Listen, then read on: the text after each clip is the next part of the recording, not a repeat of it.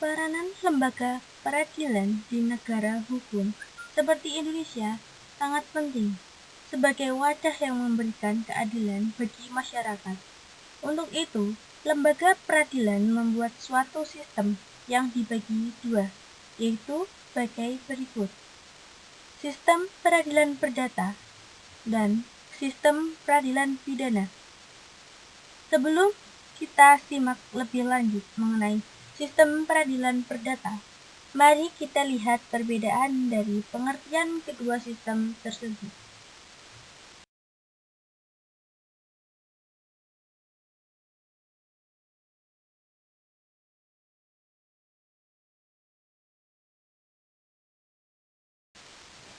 Selanjutnya, apa sih perbedaan dari kedua sistem peradilan tersebut? Pertama, sistem peradilan pidana adalah suatu sistem peradilan yang mengadili atau menangani tindak pidana pekat, yang disebut juga sebagai sistem untuk menanggulangi kejahatan di masyarakat. Kedua, sistem peradilan perdata adalah suatu sistem yang berhubungan dengan perkara perseorangan dengan perseorangan yang lain mengenai hak dan kewajiban yang tercantum dalam keperdataan seperti perjanjian, sengketa, dan hak harta serta lain-lain.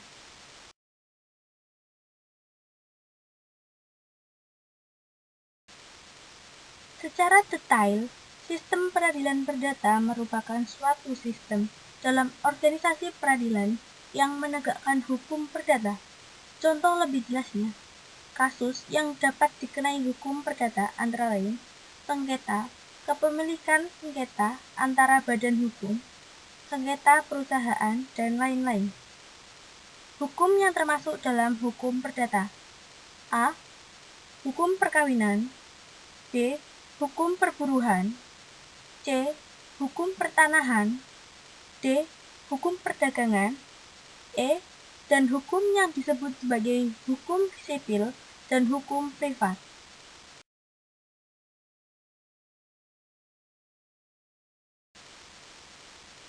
Selanjutnya, fungsi sistem hukum perdata yaitu 1. Sebagai hukum material, hukum yang mengatur hak-hak dan kewajiban perdata semua warga negara dan melindungi semua kepentingannya. Kedua, sebagai yang mengatur bagaimana mempertahankan kepemilikan, misal sengketa tanah, dan lainnya.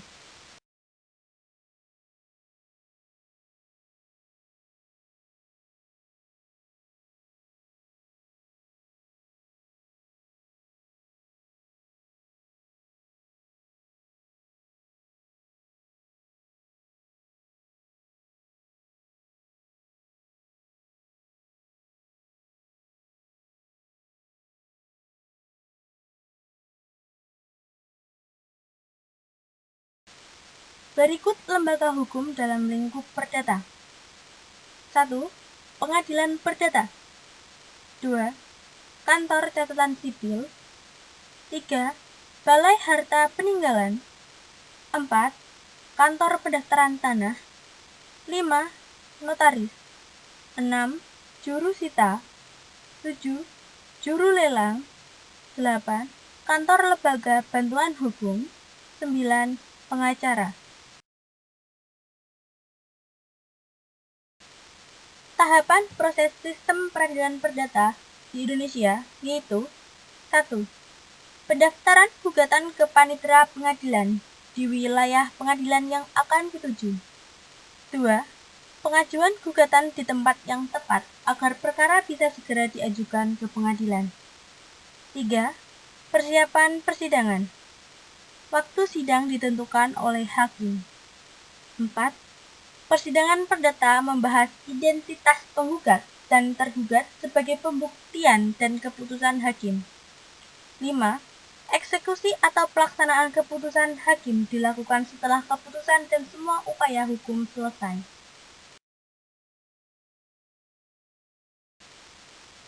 Dalam proses perkara perdata atau sistem peradilan perdata, pasti dibutuhkan sebuah kebijakan publik. Apa yang dibutuhkan publik dalam proses perkara perdata? Yang dibutuhkan adalah 1. Cepat. Dimaknai dengan upaya strategis dalam sistem peradilan sebagai institusi yang dapat menjamin terwujudnya atau tercapainya dalam penegakan hukum. 2. Sederhana. Dimaknai sebagai pelaksanaan yang tidak rumit dan berliku, agar mudah dipahami dan sistematis baik dalam sudut pandang pencarian keadilan maupun dalam sudut pandang penegakan hukum. 3. Rendah biaya. Dimaknai bahwa pencari keadilan melalui lembaga peradilan tidak hanya orang yang memiliki harapan jaminan dalam keadilan, tetapi mendapat jaminan bahwa proses peradilan tidak mahal, keadilan tidak dapat dimaterialisasikan, dan bersifat mandiri.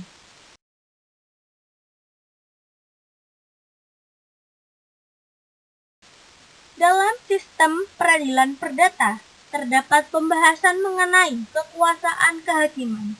Dalam pasal 1 Undang-Undang tentang Kekuasaan Kehakiman ditegaskan bahwa kekuasaan kehakiman adalah kekuasaan negara yang merdeka untuk menyelenggarakan peradilan guna menegakkan hukum dan keadilan berdasarkan Pancasila demi terselenggaranya negara hukum Republik Indonesia.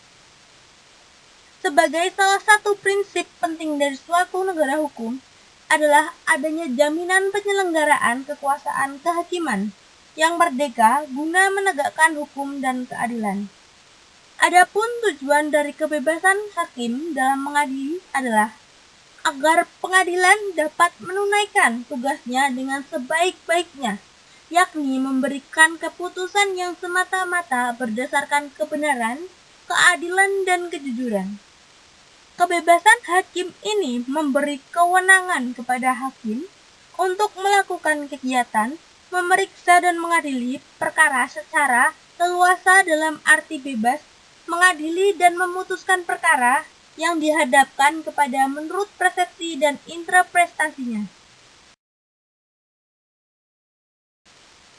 Selain adanya kekuasaan kehakiman, terdapat juga tugas dan fungsi hakim dalam sistem peradilan perdata. Undang-undang kekuasaan kehakiman tidak dengan secara rinci menentukan apa yang menjadi tugas hakim. Namun, jika pasal 1 Undang-Undang Kehakiman dihubungkan dengan pasal 16 Undang-Undang Kekuasaan Kehakiman yang menentukan bahwa pengadilan tidak boleh menolak untuk memeriksa, mengadili dan memutuskan suatu perkara dengan alasan undang-undangnya tidak lengkap atau kurang jelas, maka dapat diketahui bahwa tugas pokok hakim di pengadilan menurut Undang-Undang Kekuasaan Kehakiman adalah memeriksa, mengadili, dan memutuskan suatu perkara yang diajukan kepadanya. Berdasarkan bunyi pasal 1 dan pasal 31 Undang-Undang Kekuasaan Kehakiman, maka hakim sebagai pejabat yang melakukan kekuasaan kehakiman mempunyai fungsi menegakkan hukum dan keadilan berdasarkan Pancasila demi terselenggaranya negara hukum Republik Indonesia.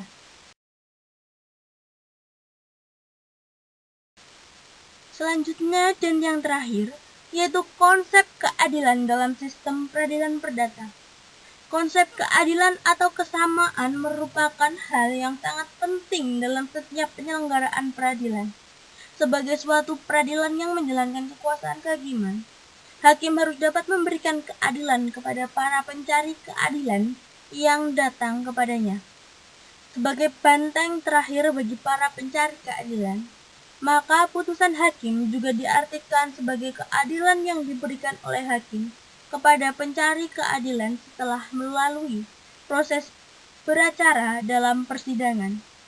Tentang isi sukar untuk diberi batasan, Aristoteles membedakan keadilan menjadi keadilan komutatif, justitia commutativa, dan keadilan distributif, justitia distributiva.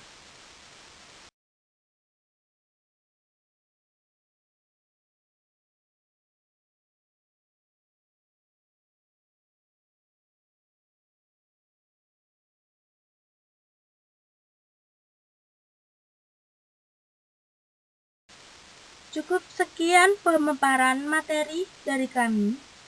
Mohon maaf apabila terdapat kesalahan kata, pengetikan, atau dalam pembuatan materi, serta kekurangan yang lainnya. Terima kasih. Wassalamualaikum warahmatullahi wabarakatuh.